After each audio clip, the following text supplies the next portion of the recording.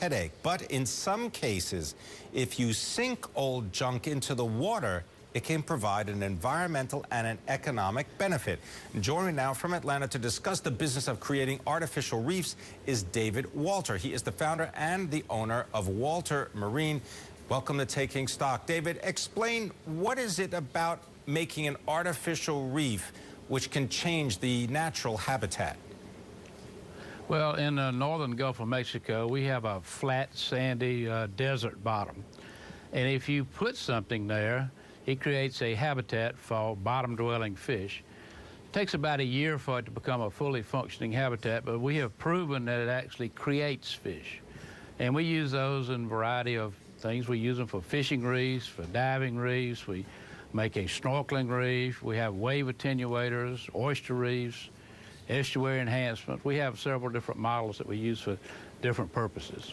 Now, can you describe, just in terms of the scale of these different reefs? Some are maybe, what, 3 feet tall? How big can they get, and what are they made out of? Well, we make them anywhere from about 3 feet tall up to 25 feet tall. And we make them out of concrete and Florida limestone rock. And the Florida limestone rock is the perfect pH for marine life, and every animal that lives on a natural reef can live on one of my manufactured reefs, and not anybody else can say that. And are they expensive to make? No, we charge about, for an 8-foot model, which is our normal reef, we charge about $1,700, and that includes deployment and everything, put it out for you and everything. And we have 2 different types of reefs. We have public reefs, which are paid for with tax dollars that are put out, and everybody can have those.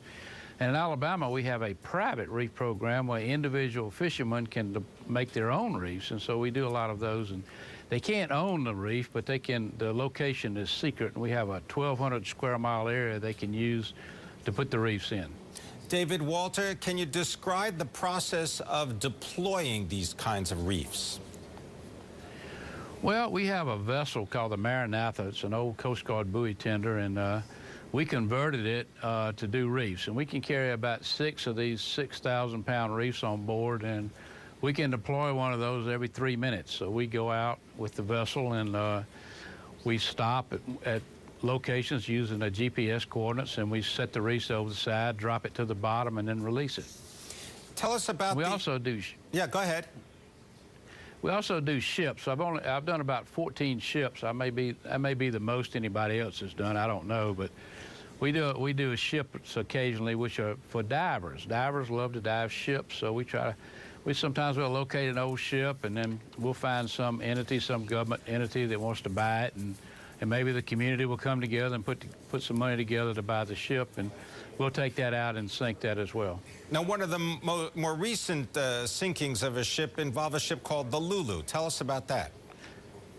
Well, I found the ship in Miami and brought it to Alabama, thinking I was going to sell it to maybe somebody in the state of Florida. But when I came into this Alabama, the people saw it, and they were lined up alongside the canal, cheering us on as we came in the canal. Somebody put it on Facebook, and the community came together and formed a foundation and raised $500,000 it took to sink it.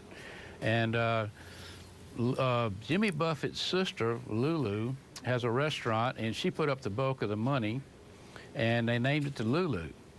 And he also, Mac McAleer, which is partners with Lulu Buffett, we put a band on a barge, and since we don't use explosives to sink our ships like most other people do because it might damage sea life, turtles and things, we were allowed everybody to get up close and personal, and we were able to sink it.